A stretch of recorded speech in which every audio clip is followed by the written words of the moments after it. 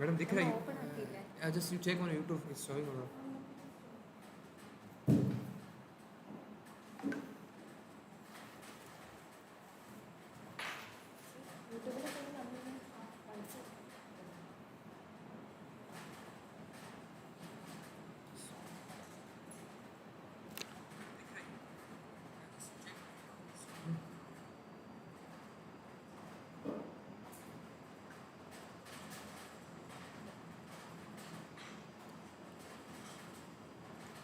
it's visible on YouTube. YouTube. YouTube check करो. YouTube open.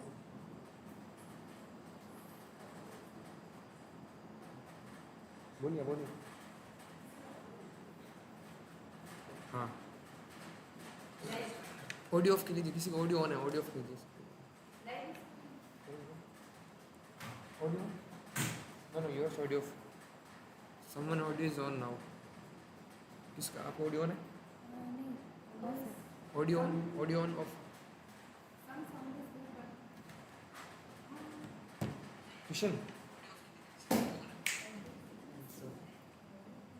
Audio off कर. Audio off कर देना. Still you off.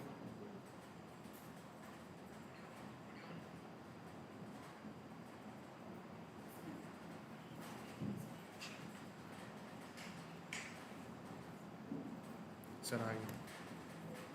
Sir के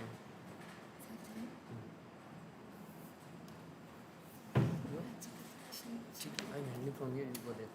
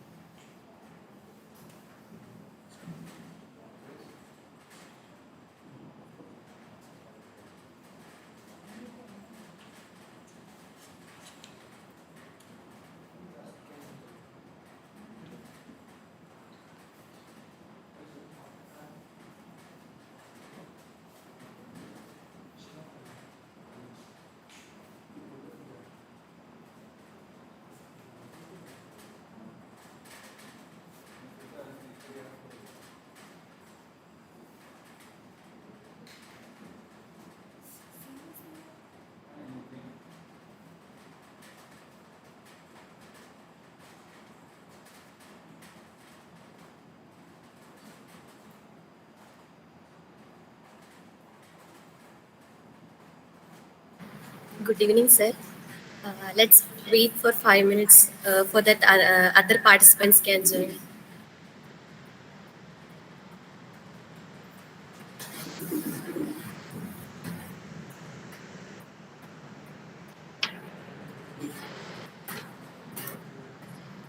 Sir, you are not audible.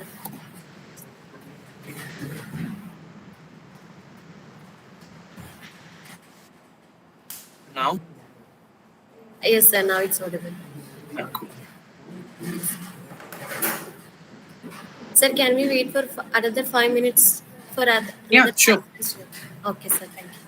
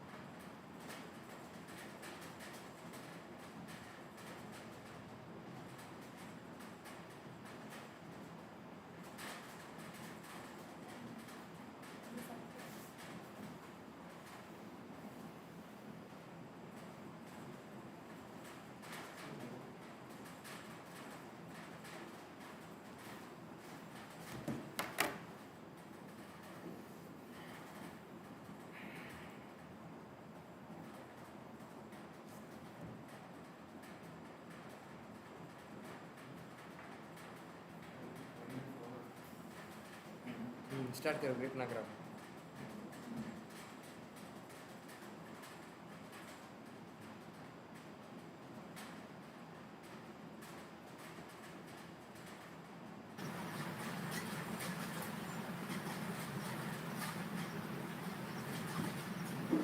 Sir, can we start?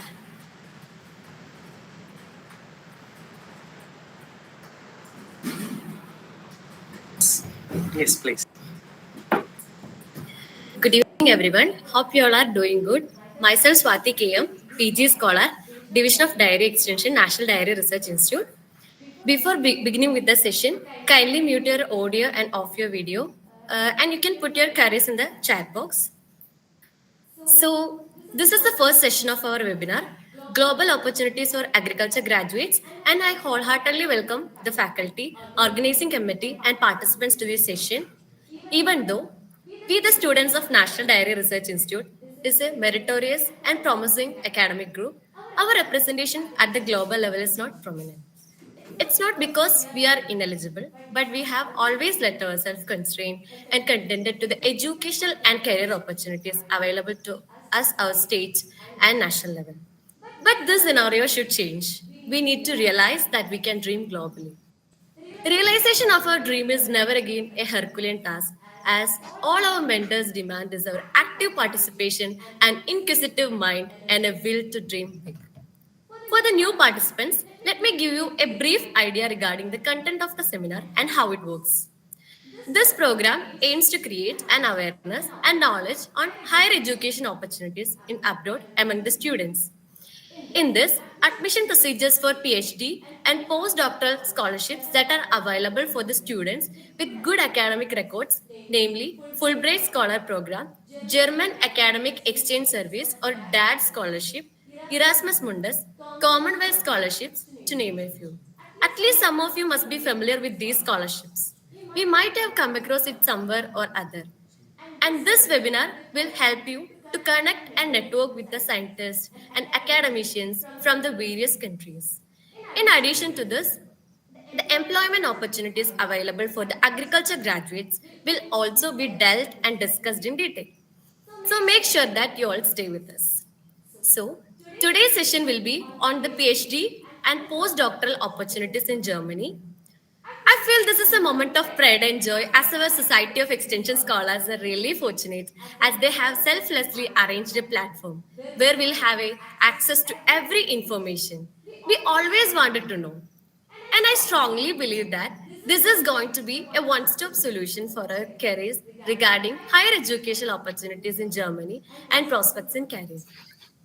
In today's session, we have eminent speaker of the day, Dr. Subhash Surendran Patmaja, Junior Researcher at SA Fellow at Center for Developmental Research, University of Bonn, Scientist, National Institute of Agriculture Economics and Policy Research, to interact with you. His area of interest is agriculture policy, institutional economics, and behavioral economics. He worked with the International Maize and Wheat Improvement Center, that you know, CIMMYT. He holds a master's degree in agriculture economics from Punjab Agriculture University, and he is a graduate degree in agriculture from Tamil Nadu Agriculture University, that is the TNAU. He received the Junior Research Fellowship for Masters from ICR and the ETSAF Academy Scholarship for his PhD with CIMMYT. A very warm welcome to you, sir, on behalf of National Dairy Research Institute.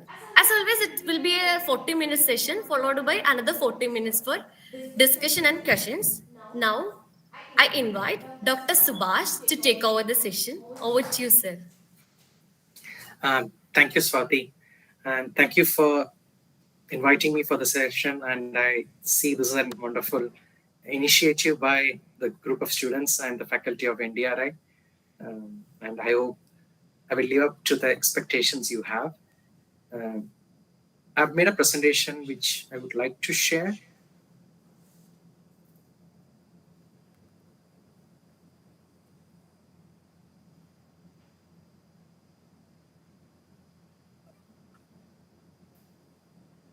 I might need a permission to share.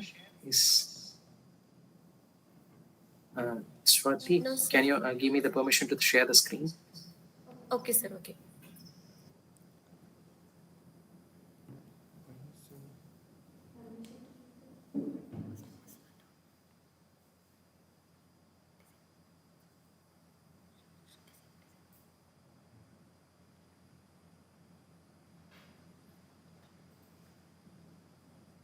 Is it okay, sir, now? Needs permission to share the screen. Make sure the browser is not blocking. I don't know. It says I need a permission to share. I could do one thing. I could also mail you the presentation. Okay, sir.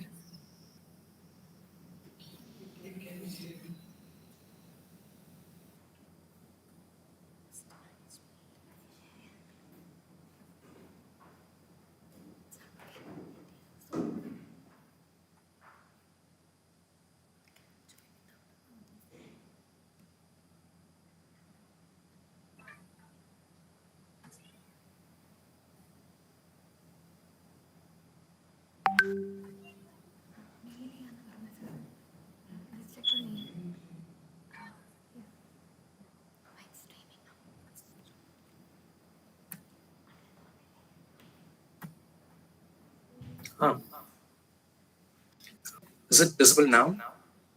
Yes, sir, it's visible.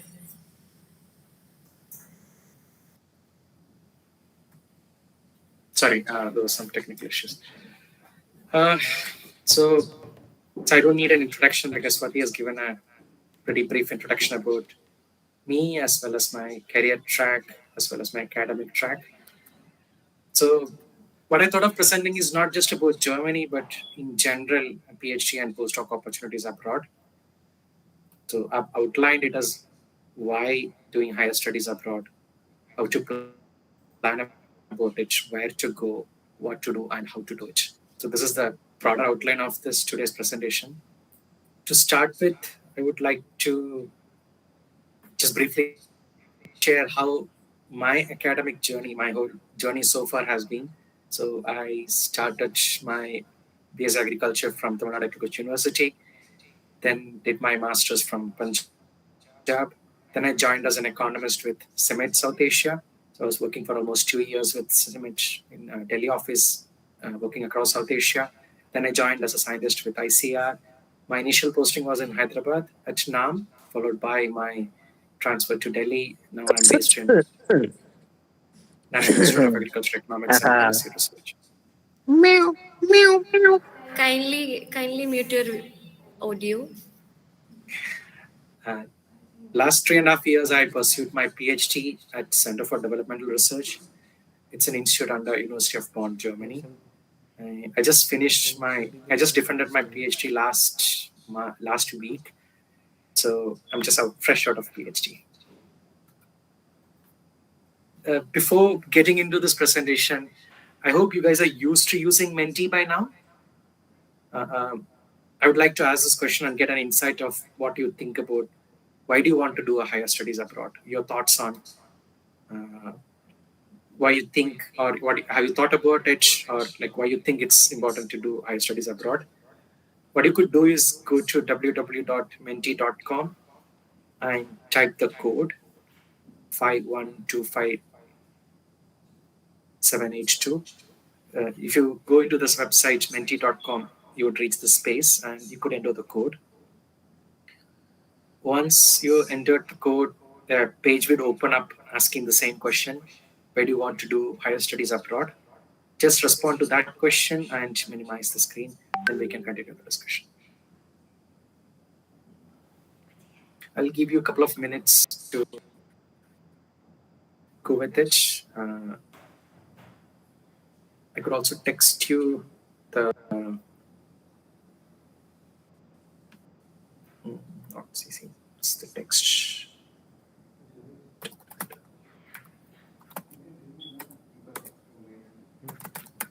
किसको remove करना है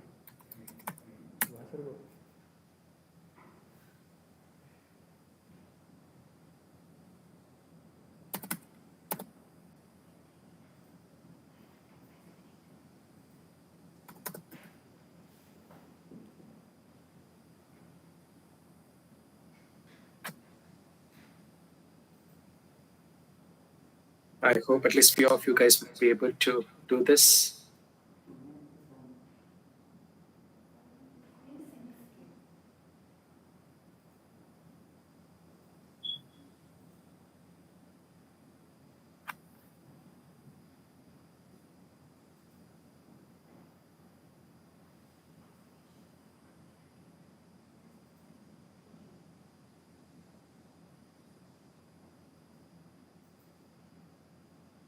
Anyone able to do this? Sir, there is an issue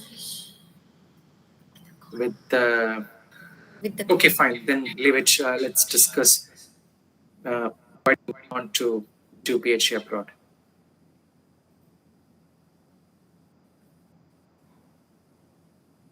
Any thoughts on it? You could share your thoughts on why do you want to do a PhD, higher studies abroad. It's an informal session, so you don't need to be too formal or think a word. It's going to be a stupid answer or So we feel that we don't get a lot of exposure and the opportunities and works are quite high. I don't see any response. So, few thoughts which I have considered while I was planning my studies abroad. After my masters, I thought like it would be a good idea to pursue my PhD abroad. Few thoughts which came to my mind is that globally the top universities in agriculture as well as also other disciplines, most of the top universities are, so from an education perspective, when we see education as a public good, most of the top universities are globally spaced. So if you want to grow up your career ladder, one of the thing is that you need to pursue your studies in a top university. That is my own selfish motive of like why I was planning for some higher studies abroad. So it was not just being abroad, but getting into a top university. That was my objective in my mind. Also, these universities being how they are being top in the discipline because they're also doing a lot of frontier research, very cutting edge research. From an education perspective, being associated with such places gives you an edge globally. Being associated with this team and learn from what are the frontier research being happening. Other aspect is that it gives us an international exposure, which international exposure means working with different people from different countries, working with different teams from different countries. For example, in my case, my PhD, we have a cohort of 30 PhD students from 25 countries. So that's a kind of exposure you get. It's not just meeting and knowing about culture from different countries, but also different perspectives which they bring in from their own experiences. This gives us a lot of scope for networking, which matters a lot. When you say positioning yourself globally, the most important thing what you need is networking. Networking globally, working with people from different countries, working in different contexts. This you could get from an education, especially such an international experience setting. Also, from a job perspective, if you're planning to be associated with an international organization, they usually hire people with some education abroad or like out of your home country. There is a reasoning behind it because at those international organizations, you're supposed to work with international clientele or partners. You need to have such an experience working with international clientele or partners. Getting to the next step, okay, fine. If you have this motivation or if you think it's worth pursuing education abroad, how to plan for it. That's the first step, right? First thing with this planning process is setting your goal. Setting your goal means what you want to be in like what is your career future you're like envisaging. Do you want to be a researcher? Do you want to be an academician? Or you want to be in any other academic professions? Once you set these future goals, what you can do is to chart the plan to achieve these plans. Like, what are the courses you need to do? What kind of courses you need to do if you want to be a researcher, academician, or what kind of work experience would you like to have? The third part is to find mentors. Mentors are not just PhD supervisors, but also people who are interested in guiding you how to achieve these goals, what kind of courses and work experience you need to have to achieve these goals. A lot of this goes into learning or reading more about it. Nobody is going to tell you all the steps. You could read a lot. There's a lot of material online.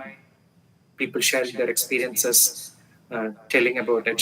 So learn a bit, read about it to get a basic idea around how to plan about it. thinking about universities, looking into one tip is like looking into the university rankings, which are the top universities in your discipline, and do you have any alumni from your institute being is there. They are So invited. easy way of networking is write to those alumni using LinkedIn's, like, connect to them, ask them about how you want to proceed with it, what are the next steps to be done. This is a good approach to do it. Google about it, any steps, a lot of resources you could just find out just by Googling. A lot of blogs and websites dedicated to the planning process. Where to go? So one of the key considerations you need to think about doing Okay, you just message yourself.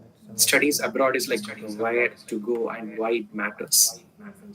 If you see like the statistics of the top destination of Indians studying abroad, you could see it's mainly Canada and US.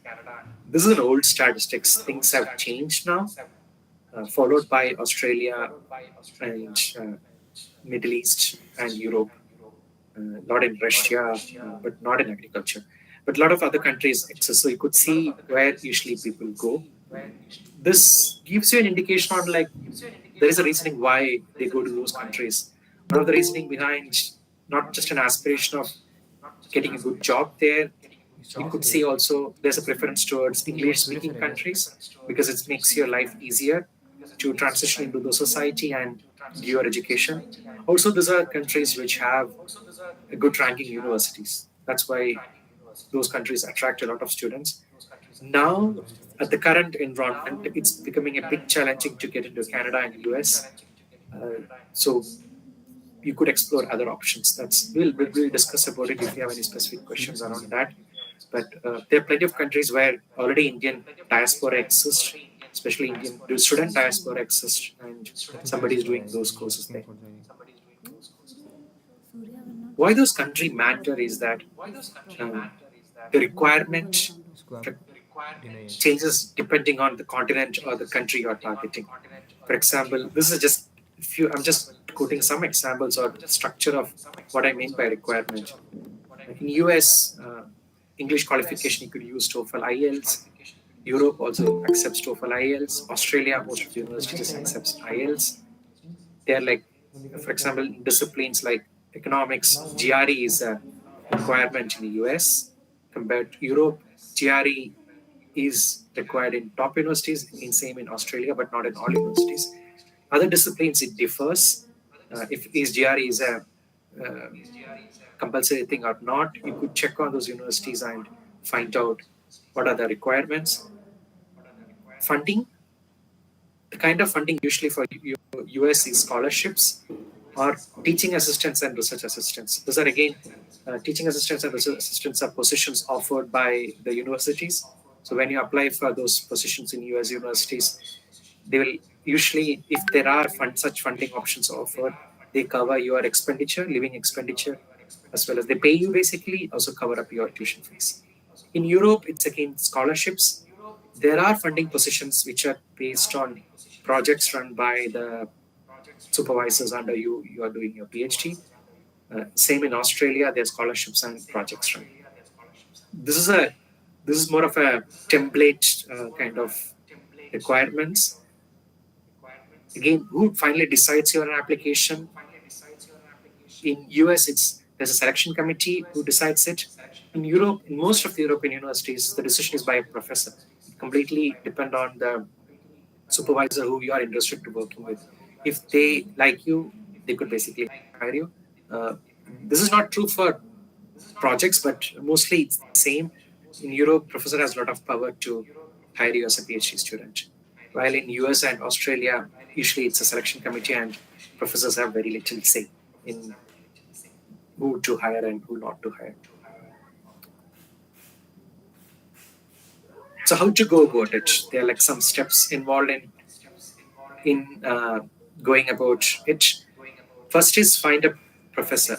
Finding a professor, university, and a course. So once this again goes back to the planning process, you have decided on what kind of career you want, what kind of courses and experiences you want. Then find a professor who works in those topics or in those themes. Find a university which has such program and find the specific course. So it goes back and forth, find a professor who works in that area or a course or offered by university which is closer to that area. The next step is to make sure that you have the right qualifications. The qualifications are basically depending on the universities. As I said, it depends on whether you are applying to US, Europe, or Australia. All the countries have different sets of qualifications. So you need to do an effort on finding out what are the language requirements, what are the other qualifications required. So once you see that this is a professor you would like to do course with, do a PhD with, this is a university you want to apply, then you can write to them expressing an interest. Hey, sorry. So write to the professor, talk about the cover letter you usually write to professor is about like expressing the interest to do PhD with the professor. Then briefly mention the idea you have. You don't need to have a solid idea. The interesting part they are looking into is your research idea rather than the method or the process in which you're going to do it. If it's a good research question or a research good idea, that's what they're expecting from those letters. Another aspect is that the reference you're quoting, you are referred by somebody from your universities or somebody from your network. That matters a lot in all of those cases because most of these professors receive a lot of application, close to 100. Like US professors receive 500 applications for PhD. So usually they go with people they are referred to. That it becomes the referee matters a lot. If you have a professor in your university who already has a network to some professor abroad, it's a good way to ask him to refer you, or in your reference letter to mention him you work with this professor or this professor suggested you to talk to you. That's what it matters. Next is exploring funding options. If the university doesn't have a structured funding option, you can explore other funding options. It's not just there are funding options independent of the universities. Like we'll discuss briefly in today's session what are those funding options, but you could also find other funding options which you could use if it's not offered from the university or not offered from the professors. Next is to plan your application. For pursuing PhD abroad, you at least need to plan at least 1 year ahead. For example, if you're planning to join some university next year, then you need to at least start the whole process a year ahead of your like application date. For US, for example, you need to see the advertisement dates, track when is that advertisement date, and plan it. You need to plan it. Okay, this is advertisement date, and this is the last date of application. You need to plan it, keeping that as the base and work backwards. Fix the months, how many months before you need to finish your GRE, TOEFL, or other language requirements. Europe now needs another additional certification of vetting from the country. So there are requirements which takes time. So you need to be aware of those requirements and plan it accordingly. Just give you a brief idea about how this application process works. This is a very generic version of it. In US, for example, there's you could see there's a relationship between you yourself being an applicant. You need to also contact professor. Professors usually write to the selection committee in the university. Then you need to apply directly to the university, not to the professor. In this, you need to have a cover letter, statement of purpose and motivation letter, also recommendation letter from the professors, which you need to ask them in advance. The recommendation letter is from the professors or researchers with you worked, who are ready to recommend you for your PhD. You need to ask them in advance, not on the last day of application. They also need some time to write those recommendation letter. I have put it in bracket. It needs to be an honest recommendation letter. Usually there is a criticism that when Indian students are applying abroad, like there's too much price. Professors praise a lot about the students and it doesn't talk about the weakness of the student. They only praise that they are really good, awesome, which they don't consider as a nice recommendation letter needs to be an honest recommendation letter, critically thinking about what are the strengths and weaknesses of the student.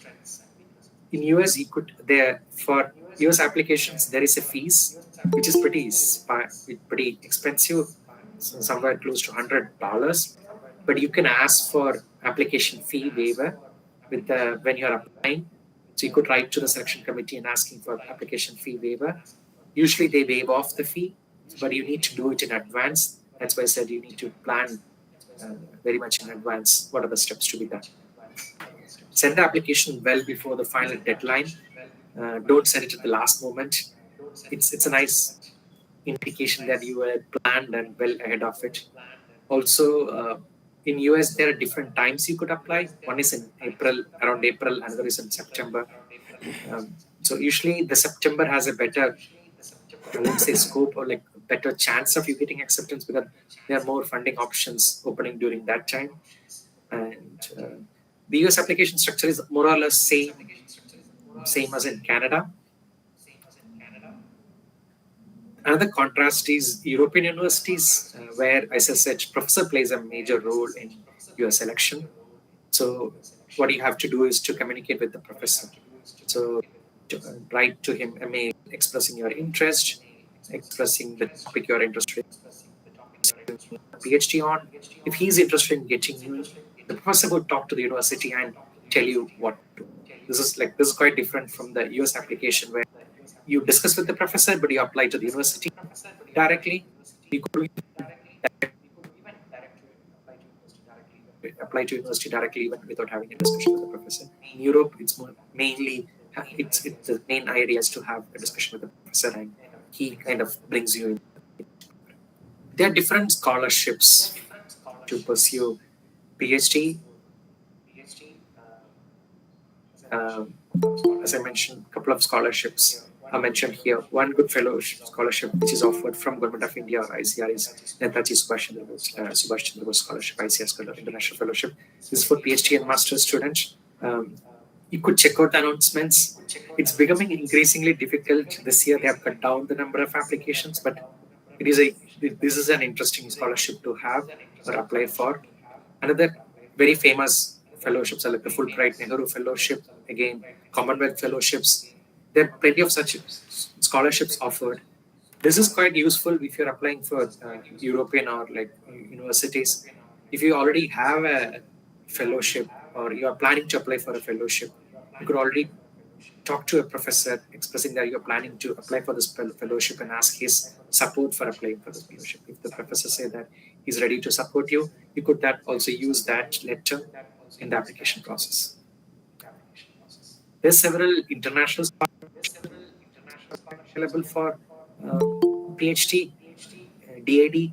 Humboldt doesn't offer anymore, but then for Australia, AACER, also country level scholarships offered by Australia and Japan. Then there are a set of university scholarship and private institutional scholarships offered by individuals or organizations. There are also international organizations offering such international scholarships.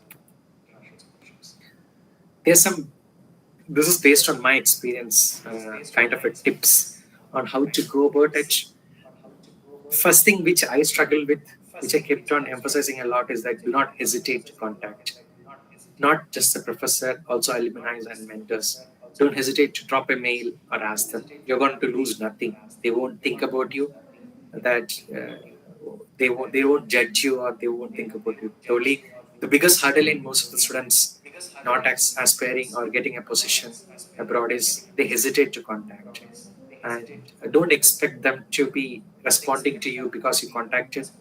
Often they are like bombarded with those mails. They are also depending on the personality of the professor. They might be interested in guiding you or they may not be interested in guiding you. But that should not stop you from applying or contacting anybody. Contact professors, contact your alumni who have studied in those places or who are studying in those places. Also find people who are interested in sharing those experiences or talk about what are the specific queries you have. Another aspect is improve your English skill. In all the international programs, they do ask for some kind of English certification. It could be TOEFL, IELTS, or there are also other certifications offered by Duolingo. So you need to improve your English skills, which is a necessary requirement for applying for any positions abroad. GRE in US, if you are applying for an econ program, GRE is a must. But in other places, unless it's a top university, they don't demand GRE. Another aspect which I have tried is also you could get professional help in writing cover letters, especially if you're applying for very high-end universities like top ranking, top 10 universities. People do use professionals who help in writing your cover letters. So if you're targeting very high university like Harvard, Stanford, you could use them to polish your letter and make it more professional. A lot of this process comes from doing it yourself. Everybody can give you direction, like today's presentation, I could tell you, do this, do that. But at the end, it's up to you to do it. And most people learn by themselves doing the whole process. Doing it, just starting the application and going with it, you figure out how to do it.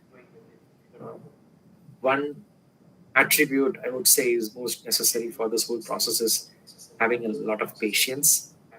The problem is that rejections are normal.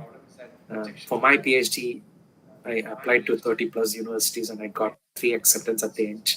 So you could imagine there's a lot of process involved and time involved in it, but also you face a lot of rejection because those places are super competitive and the chances of you getting admissions are very thick. But one thing which always wins is perseverance. Keep on applying to positions, not stop yourself. At the end, there's a high chance that you'll end up in a position somewhere.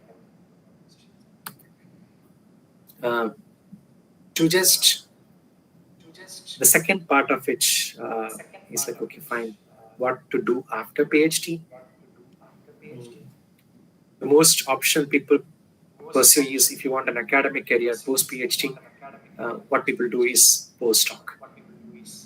This postdoc is like it's a job position. Babu It's an क्या entry कर level रही हो job Babu? position for anybody who has Babu finished तुम six PhD मेरी हो, into Arjun की academic नहीं हो life. सकती हो. प्लीज वापस आ जाओ. There are 2 Kindly tracks mute for your postdoc. audio. Thanks. There are 2 tracks of usually pursuing postdocs. One is the employment track, and I call the second track a scholarship track. The employment track is like positions available, advertised by the universities or international research institutions based under a project. This is an employment track. In this track, you could see those advertisements online, apply for those positions, and you will get it. Or like you have a chance of getting it. In this case, what matters a lot is experience. Where did you do your PhD? With whom did you do your PhD? And the kind of networks and collaborations you had during your PhD or pre-PhD networks. Honestly saying, if you have studied from India, your PhD applying for a postdoc position through an employment track abroad is really challenging.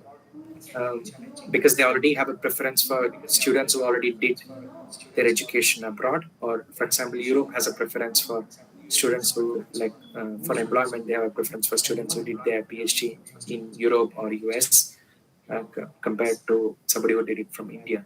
Even if you have a good profile, this is a biggest hurdle because they do value a lot the international experience you have during your education. This is one aspect. So you might see a lot of employment like advertisements, and if you're applying, there's a high chance you may not get it. It's not a negative thing because globally the competition is very high. Even now, if you're my colleagues who are hiring postdocs, they say that for each postdoc applications, they're getting close to 200 applicants with very good profile, even for a single postdoc position. So it's super competitive getting to those employment contracts for postdocs. Second track of getting into postdoc is through scholarships. Similar to the PhD, there are scholarships which supports PhD, support students to do postdoc. DID has a postdoc scholarship. Humboldt has a postdoc scholarship. Fulbright has a postdoc scholarship. Similarly, countries like Japan, Australia, Singapore, they offer postdoc scholarships, which you can apply to. Again, for the scholarship track, what matters a lot is the networks. The postdoc is usually based with some professor in those institutes or some senior researchers in those international organizations. With them, it's good to have a network, or if you already started collaborating with them, or like discussing with them the kind of work you do, it gives you an edge. Main thing for such things is for them to hire you is the area of work you have done. So if the professor or the seniors who are in those places, they like the area of work you have done, there's high chance of getting support for applying for those scholarships from those host institutes. This is a brief take on my inputs regarding PhD and postdoc abroad. We could open up the session for discussion. Please do ask questions regarding this aspect.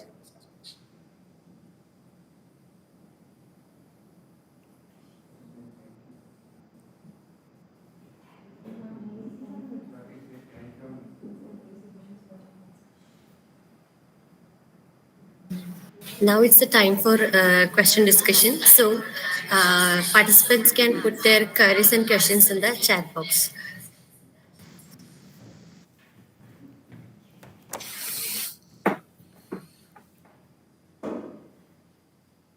Should I ask him to?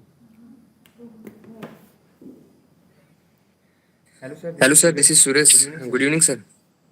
Hello, Suresh. Sir, among the many fellowship which available for studying Especially in abroad, or extension. especially in agriculture or extension. So, sir, which one are relatively easier or more accessible for the Indian students, sir? So you are referring to somebody who's already doing PhD in India, right? Or somebody who's doing finished masters and planning to do PhD abroad? Yes, sir. Finished master. Yes, sir. Finished master. No. Okay.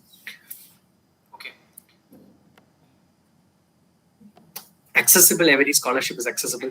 With extension, it's a bit tricky. The aspect is that the extension system we have in India is mainly from US.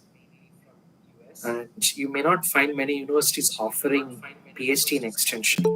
That doesn't mean that there are a lot of PhDs offering subjects like sociology, anthropology, or like communication, social studies broadly. For example, the institute which I am currently associated with, the PhD is offered in developmental research. It's the broader area of it. So it's mainly topic based. For DID, for example, you need to have 2 years of work experience after your master's to apply for it. So that's a constraint with DID. Or else DID is a relatively easier scholarship to get into compared to other scholarships. Australia is also, like Australian scholarship, national fellowship scholarships are also relatively easier to get into compared to US. Because for US, there are no many scholarships. Most of those positions are teaching associate or research associate positions, which when you apply, they'll offer you those positions, and the university fee and your living expenditure is covered from the grants from them. US is now again becoming a bit challenging with the current political situations, similar with Canada. Europe is much easier bet compared to other countries. Australia is another option. Japan is another easier option. Specifically, if you want to get into scholarships, it depends on which university you want to target and what scholarships you can apply for those universities. I know it's still a very vague answer, but if you have any specific program in mind, that's why I said you need to start. You cannot just get a general idea about like, okay, which is the program, or like you need to first decide what kind of program you want to, which countries are available with those programs. Then we can specifically discuss about what are the scholarship options available and which one is relatively easy or difficult to get. Feel free to drop a message or drop a mail I could also drop my email ID. We could discuss one-to-one what kind of program you are looking at, which are the options you have. Thank you, sir.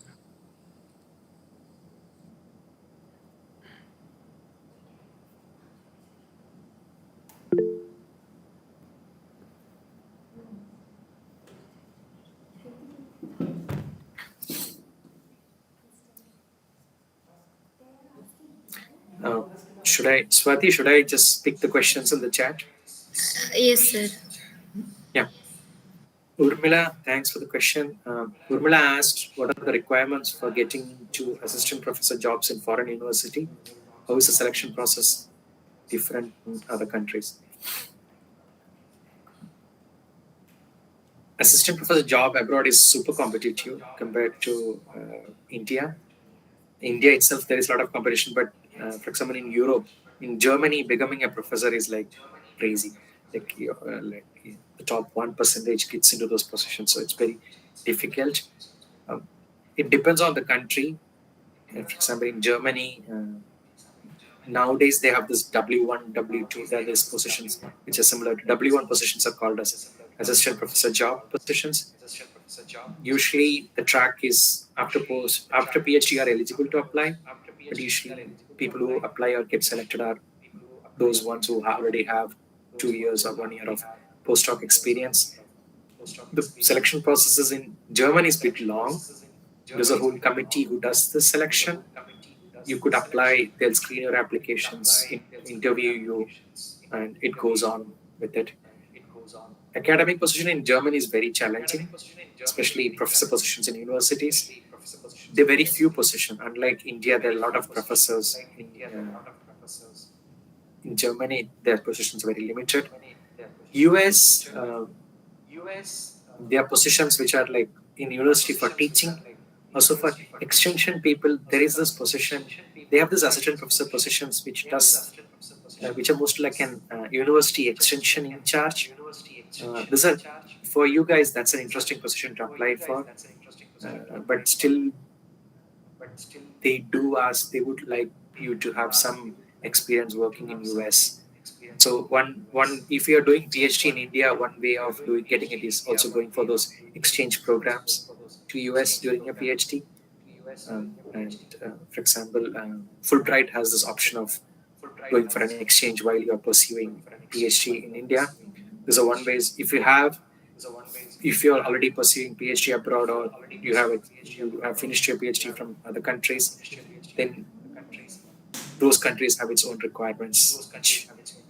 It's again very case to case basis, but to be honest, it's much stricter and a bit challenging compared to getting a position in India.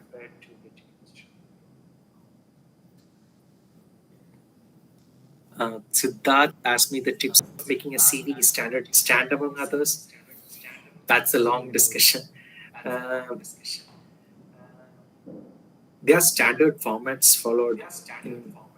They have standard formats of CV available. To stand among others, one of the tips is to give information which is very much relevant to this position. In PhD, if you are applying to a particular PhD position which is advertised for a project, really show the papers which are relevant to that project. If the papers are not published in good journals, don't even mention it. Also,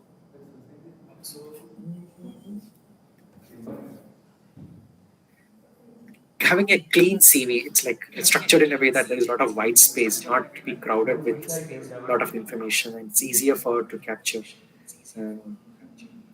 Other than that, there's a long information on how to make it happen. I think you could Google it and find out.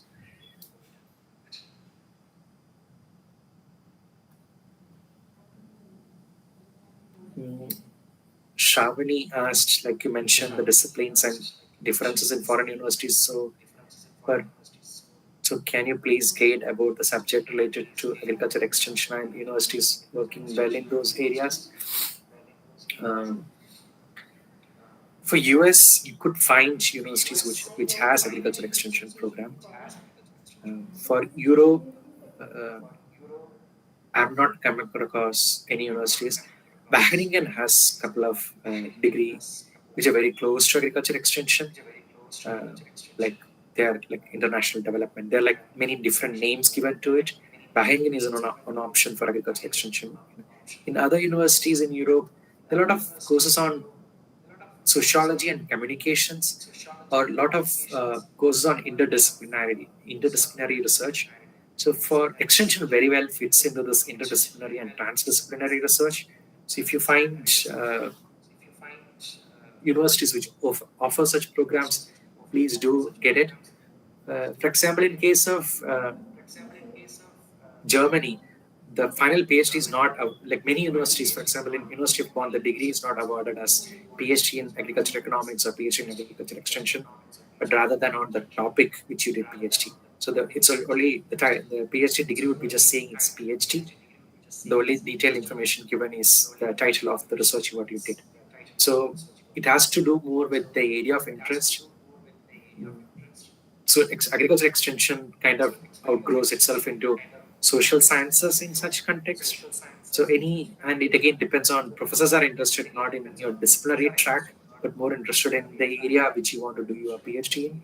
So from an agriculture extension discipline, if you want to work with information access of farmers, then it becomes professors who work on information access of farmers. So that's where the track leads to. His specialization could be geography, could be language, but the degrees are awarded as PhD. So these are the to and fro in those places. I hope that's a generic response to your question, but it needs more nuance to it. Simple answer, one place you could look abroad is, other than US, is Wageningen. Kishan asks, how long is the usual waiting period for professors to respond, and should we go coaching for IELTS? It again depends on the professor. If you don't see a response within a month, within 15 days, it's more likely that you may not get a response ever. It already gets flooded in their mails, and most professors who are very prompt in responding usually respond straightforward. I use the strategy of, I know that their emails are going to be flooded with a lot of mails, and often what happens is that your mail is buried in the 100 mails they get daily. So I also use the time strategy. Like assuming that every individual on the Monday morning is going to open. So you know that you need to send a mail based on the time zone so that it arrives at their email box in the top, not somewhere buried with the 100 mails they get. This is what I did, but it doesn't guarantee you that they might read the mail or respond to you. That's why I said one way of getting hold of them is also approaching through your networks, who has already worked with those professors and who has collaborations with them. That's an easy way of approaching them. Should we go coaching for IELTS? As I said, it depends. A lot of things has to do with the goal you are setting up, where you want to do your PhD. IELTS works for a couple of universities in the US, but mostly in Australia. In Europe, yeah, they are required. Nowadays, the universities are becoming much more flexible with this language requirement. Once you have landed on a professor or a university, I would rather say check for fix that country or the university, then check the requirement and then go for the coaching. If you think your English is not up to a global mark, you could. It's also a good idea to do it, but it's a bit expensive. So I'd only say that do it when if it's a requirement.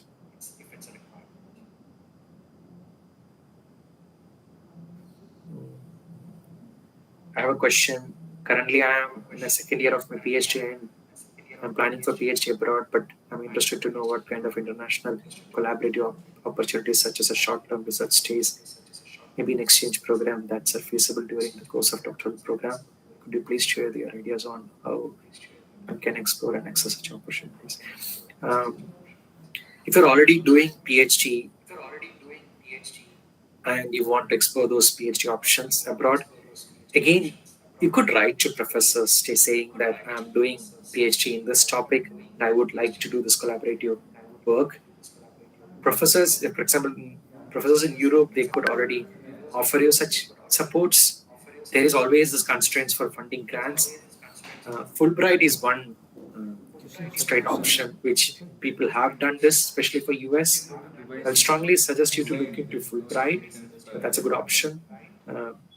DID also have this exchange like option. So this is again two. This I would say these two are the most easy options relatively available to most of the researchers. But do write to the professors and ask them. Find a professor who works on your PhD topic. Write to them and ask, can you collaborate with them? Also, again, I'm now only talking from an academic sense. You can also collaborate with international research organizations like CIMMYT, the CGIAR Institute, CIMMYT, IRI, IFPRI. These are places where also they are interested in having it. PhD students, so find a researcher who works in your topic in those international organizations and write to them. They will also guide you how to get what kind of options are available. Surya asked a question on what about the postdoc opportunities, especially for extension, what about research fellow opportunities. As I said, if you've done PhD in India, it's a bit challenging to get a postdoc options abroad. Again, I'm not saying it's not impossible, but it's a bit challenging. Once research fellow, I'm assuming that in some international organizations, what you're referring to, or in academic organizations. Again, follow the two tracks. If you find an employment advertisement, apply for those employment advertisements, but don't expect it to be easy. It's going to be a bit challenging. Through the employment track, scholarship track, as I said, apply for those postdoc scholarship tracks. That's the way of getting into it.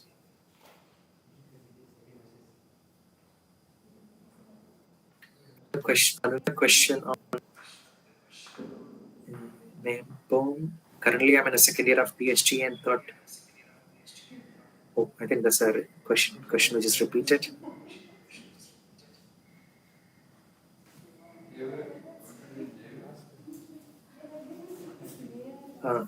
Monica has a question. Basically, I'm from extension background. Is there a possibility to do PhD in other streams like environmental sciences and geography?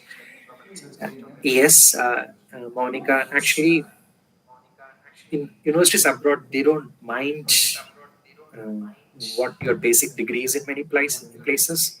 So you could do a lot of research. You could actually switch your career track, and do PhD in environmental sciences or geography. It's possible. And there's a lot of researchers who, for example, in case of geography department, there are a lot of people who do human geography. That's a pretty interesting discipline, and you guys fit into, like, from extension, we do fit into that stream, especially human geography. Environmental sciences, a lot of, like, environmental sciences take people from most of the discipline. So again, it depends on the kind of work involved. If the environmental sciences program has to do with a lot of people, it's studying how the human environmental interactions, then of course your skill sets working closely with people, with the agriculture extension discipline as your background, plays an important role, and you could apply for those positions.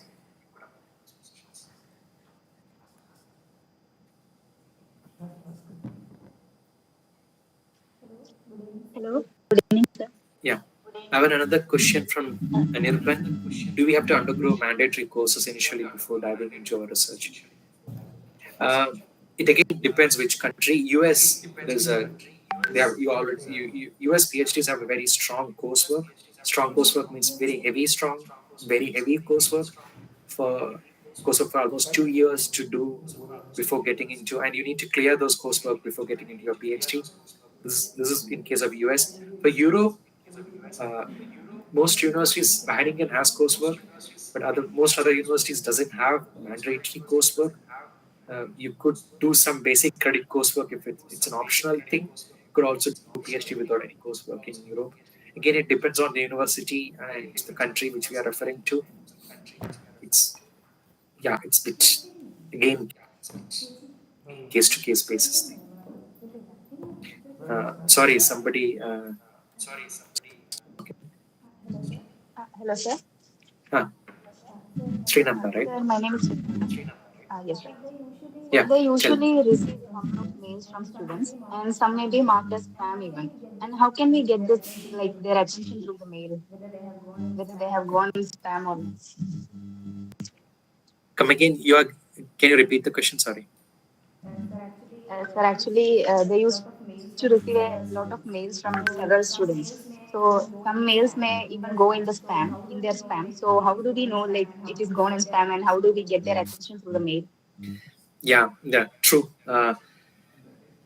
Having a good, like, if you don't give any generic title, it usually, if you just put the mail address letter as PhD, there's a high chance that it might go into a spam folder.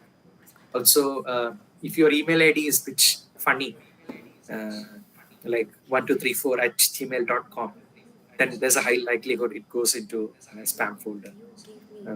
So these are the things which you need to take care of it. Not having a funny email ID. Don't put a very generic title of your the cover letter. I have questions. If you want to ask, can type it. These are the two things you could do. Also, send it from some standard emails. Sometimes university, from like if you're using your official like university email IDs, there is also a chance that it might go into spam. It again depends on the kind of certification your university email server has. So if it is not certified with like internationally safe regulations, there's a high chance that it might go into spam. But there are things like putting a proper email ID, having a proper non-generic letterhead is the only things you could do to avoid your mail being going into spam. Thank you, sir. Sir, this is a question from my personal side. Like at this point, should we focus on internship conferences or papers? As an MSc student, how should I prepare accordingly to be competitive as compared to other students of the foreign universities? At PhD abroad, they are not expecting you to already have a lot of conference or even papers, to be honest. If you have, it's good, but they don't expect you to have. One thing I would say is, yeah, internships are a good thing while doing PhD, especially getting those collaborations in and developing those networks. You don't need to, I won't say, so if you can use conference for networking, it's good, or else don't attend many conferences. They are useless. So if you're doing conferencing, going for a conference, please do use those conferences to network. This is also like you need to strategically apply for conferences. See that if someone you are interested in working abroad, like or doing a PhD, is that person coming for the conference? If he's coming for a conference, do apply for those conferences, or else don't just go. And having a lot of conferences or CV is not a requirement, or it's not priced upon. Even you don't need to have a paper, to be honest, for applying for a PhD. I would say use internships and build networks, and have a good read and do a good research about what are the interesting topics, and find the right mentor to do that. That would be my suggestion for like what you should be doing as a master's students. Thank you, sir. One more thing I missed is that like they value you. Most places, if they are hiring some international student, they value you for the experience you bring in. For example, if they have a project in India, that's when you become competitive compared to a student from Germany, because you already have an experience from that region. So that's something you highlight. If you see a project advertisement for a PhD position based in India, then you become competitively better than somebody from Germany or somebody from the country where the institute is based. that's a good pitch. If you see advertisements which are projects based in India, do apply for those. Okay, sir. Thank you. Cool.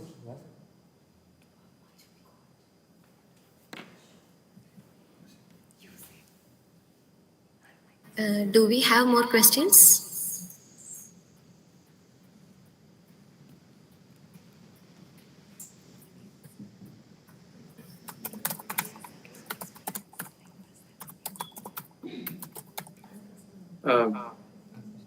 If you have any questions further, if you want to discuss, or like you have any specific questions, or if you need some more insights, specific insights, you could text me in LinkedIn, or do write to me in my email ID. You could find them online. I could also text it in the group. This is my email ID. Do drop a mail and we could discuss one to one. A lot of those questions are very generic and I may not be able to answer like unless there are very specific follow-up questions. Like Suresh asked, it's like it again depends. It's a lot of conditioned on a lot of other factors. So if you have any further questions which are very specific, please feel free to drop a mail.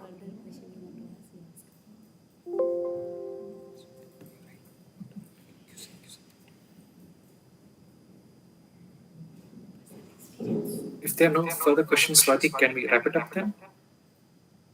Yes, sir. I guess like that was the last question. So, on that note, may I invite Mrs. Alaga S. Balan, PhD student, Academic Secretary of Society of Extension Scholars in the Division of Dairy Extension at the National Dairy Research Institute for the vote of thanks. Over to you, Mrs. Alaga.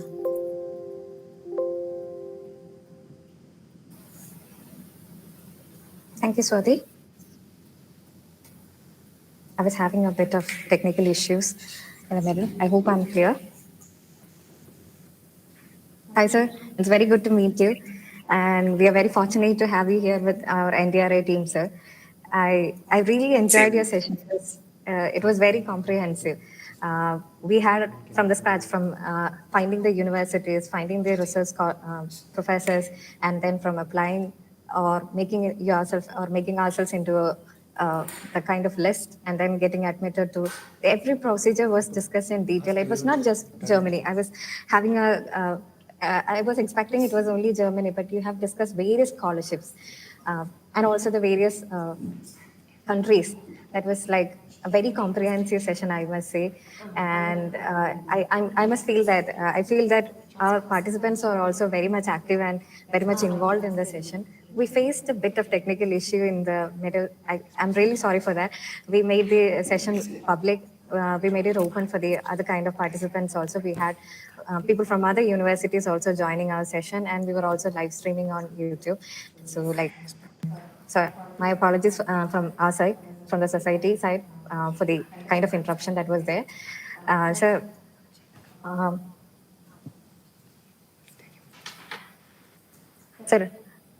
I do have a personal doubt from my side. Like most of the students in foreign universities get into international conferences and such kind of things.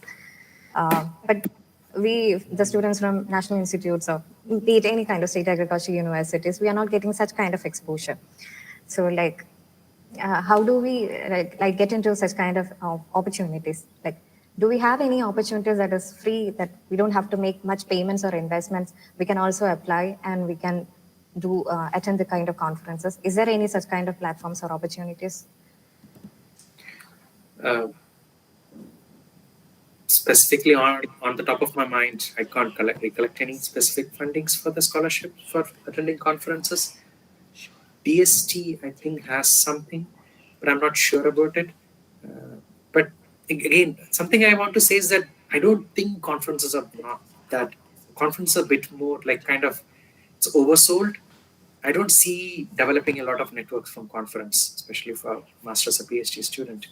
It's good to have that platform to share the work, but I would rather say connect you on an individual level. Because if you're even meeting those guys, anybody at a conference, they will see you and like they're like, yeah. They'll have this. If you meet them and go and meet them in person and say, they're like, yeah, write to me, and they just move on. So I don't too much work, get worried about attending international conferences or like making a lot of those things. I don't see a lot of value in them, even spending money from your own pockets. I would rather say explore them individually. So don't send a generic mail to a professor. If you find exactly somebody who matches your interest and you have a good idea which you think is interesting and you're super enthusiastic about, go for it. So rather than spending money on this conference, it's not like even international students are not going for a lot of conferences, to be honest. So like, and nowadays even a lot of conferences are online, and there are like a lot of international conferences happening, which I don't think it's a good sign. I would say focus on developing individual networks and understanding those things rather Sir, than yeah, sir, this is of my personal interest again. So right after your masters, you made it into CIMET, which is a very, I must say, a very rare opportunity for all, and it's a very good shot for any person to get into CIMET. So like there are other kind of organizations, international organizations for like FAO and such kind of organization. So how can our master students make it into such kind of foreign reputable institutions as a research associate or maybe? first thing is apply. People hesitate to apply. Like, the chances are very low. I was a bit lucky I got, to be honest. I know there are people who are much smarter and brighter than me, even in my group, like in during my same year. But people got it. I got it. I was in the right time and I got the right opportunity at the right time. I was just finishing up, applied, got screened in, got selected. So first thing is just apply for those positions. You good having a good network. Having one of the reason I was also hired was that I'm from like Kerala. I'm doing doing masters in Punjab. So it already positioned me as somebody who's like ready and willing to go and pursue a degree. Like you guys, like being in NDRA gives you that edge of like you're from different states. That gives you that edge. Use that. Many times it's based on positions and availability and you being at the right place. Less to do with your skill set or like that becomes sometimes secondary. If you do apply for positions, don't even second think about am I eligible, am I not, would I be selected or not. Don't even think about it. There's no the cost of applying for such positions is much lower. If you get it, it's good. If it's not, it's not. So if you see positions you fit in, well, and also please apply for positions you think you fit in, or ask others, do you think you fit into those positions? Extension, there are a lot of international organizations which hire extension positions, but also do think about out of box and apply for positions which has communication specialist. So international organization have this communication.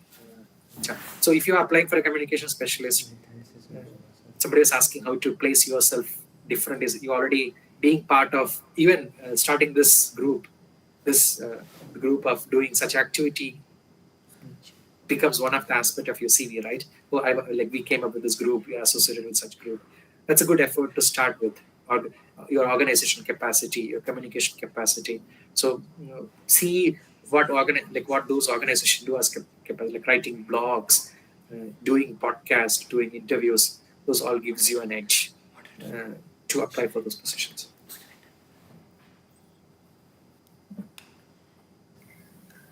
Okay, sir. Thank you. That was very detailed. Now, I take this opportunity to thank the Society of Extension Scholars for giving me an opportunity. And I would also like to thank Dr. Subhasa for having accepted our invitation and joining us online. We are very grateful to have you here, sir. And we would like to collaborate and work with you in future. We certainly require your guidance in coming efforts also. We'll be taking much efforts in that direction to place our students in most of the foreign universities. Thank you so much for having us here. And I believe it was a very good session for our first webinar series. Thank you so much for having taking up the invitation. Also, I would like to thank all the participants who have joined us here. We are really happy to have you. We are really happy to have met your expectations. Thank you, sir, once again. Thank you, Swati. Thank you. Thank you, guys. ma'am. Bye. Is it Before Darshana? winding up the session, I request all the participants to switch on their video to take a pic.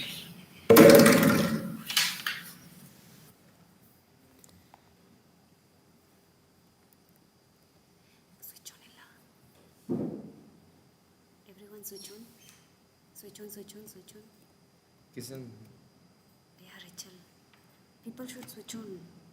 That's why I was. Shh. Is it done or are you still taking screenshots? Okay, it's fine. No, it's fine. Madi. Okay, sir. Thank you. Thank you guys. Best wishes. Bye. Thank you, sir.